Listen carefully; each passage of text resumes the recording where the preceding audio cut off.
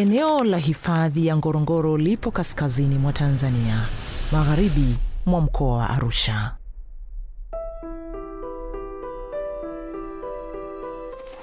Ni moja ya maeneo muhimu zaidi kiikolojia barani Afrika na duniani, hasa baada ya kutambuliwa na UNESCO kama eneo la urithi wa dunia.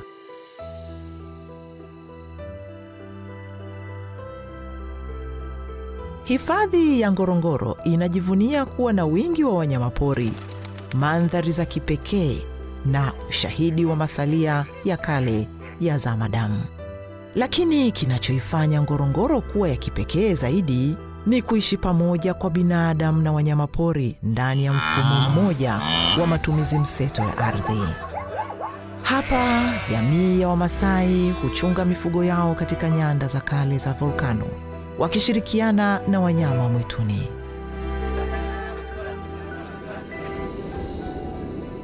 Lakini leo, hali hii ambayo imepata mafanikio makubwa inakabiliwa na changamoto nzito.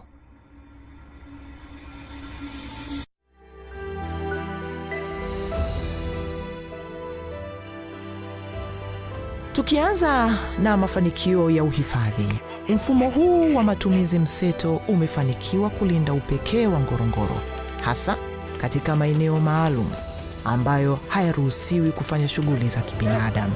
Uhifadhi umeimarika huku hadhi ya kimataifa eneo hili ikiendelea kudumishwa. Eneo la hifadhi ya Ngorongoro limeendelea kuvutia watalii kutoka pande zote duniani.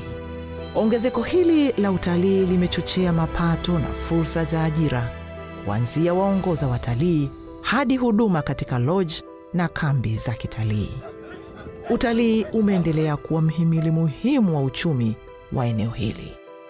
Kwa upande wa jamii, manufaa yake ni upatikanaji wa maeneo makubwa ya malisho ndani ya hifadhi ukilinganisha na yale yanayopatikana nje ya hifadhi, kuendelezwa kwa mila na desturi na ufadhili wa elimu kupitia baraza la wafugaji.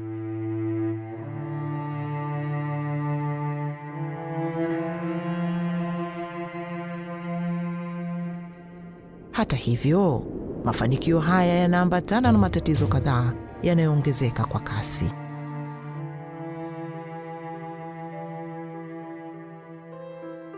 Mwaka 1959, wakati hifadhi ya Ngorongoro ilipoanzishwa, kulikuwa na takribani watu 8,000.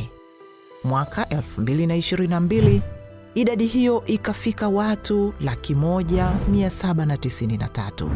Na kwa mujibu wa Ofisi ya Taifa ya Takwimu ya mwaka 2022, idadi hiyo inakadiriwa kutimia watu 276,651 ifikapo mwaka 2050, kwa wastani wa ukuaji wa 3.6%.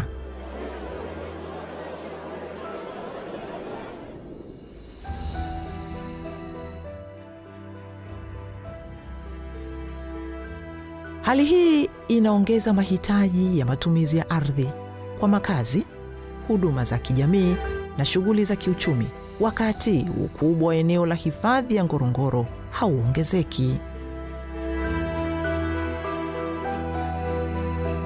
Kwa upande mwingine, makazi ya binadamu yameongezeka kutoka maboma 13,381 mwaka 2019 hadi kutimia maboma 17,734 mwaka 2025, ongezeko la 28.8%.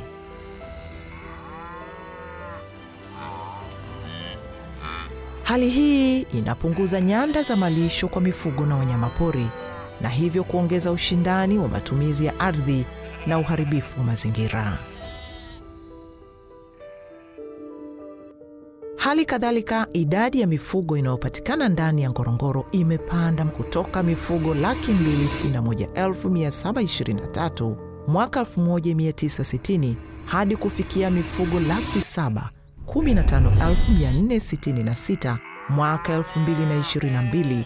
Idadi hiyo ya mifugo iliyoongezeka inajumuisha ng'ombe 274,943, mbuzi 201,938, kondoo 200,000, 26,553 na punda 11,032.